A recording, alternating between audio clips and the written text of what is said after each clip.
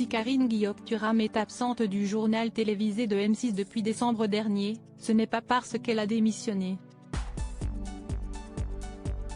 La présentatrice de 45 ans a décidé de faire une pause de plusieurs mois en vue de réaliser un projet bien précis. Elle sort son tout premier album en hommage à la chanteuse et pianiste américaine Nina Simone le 28 avril prochain. Au total, 11 reprises de titres phares de la star du jazz tels que Feelings Good et Backlash Blues.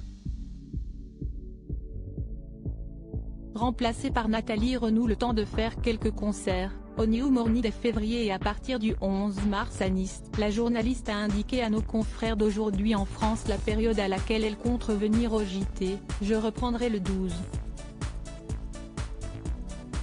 45 à la rentrée mais je continuerai à chanter. J'ai envie de sortir plus tard un album avec mes compositions, j'en ai plein. D'ici septembre prochain, Karine Guillaume-Thuram a le temps de faire entendre sa voix au plus grand nombre. Une décision prise pendant la pandémie, 8 ans après avoir intégré M6.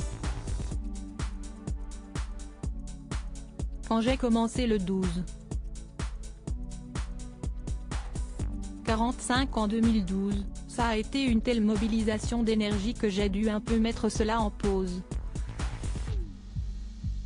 Mais aujourd'hui, je m'y suis remise, si est indispensable pour moi. Vous savez, je suis une créative, révélait l'épouse de Lilian Thuram à Télé Loisirs en décembre dernier.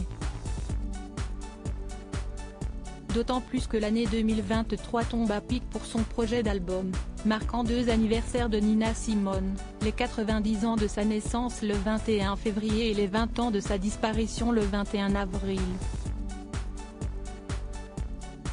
Supérieure à supérieure à Léa Salamé, Pascal Praud, Anne-Sophie Lapix.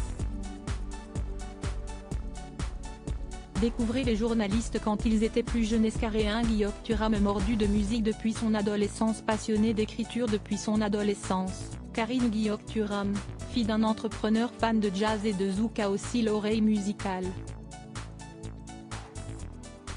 Nos confrères précisent que la journaliste découvre très tôt Aretha Franklin, Brandy, Toni Braxton, En Vogue, Fugees, Janet Jackson, A Tribe Called Quest, de véritables chocs musicaux. Mais en grandissant, c'est surtout la voix de Nina Simone qui l'envoûte.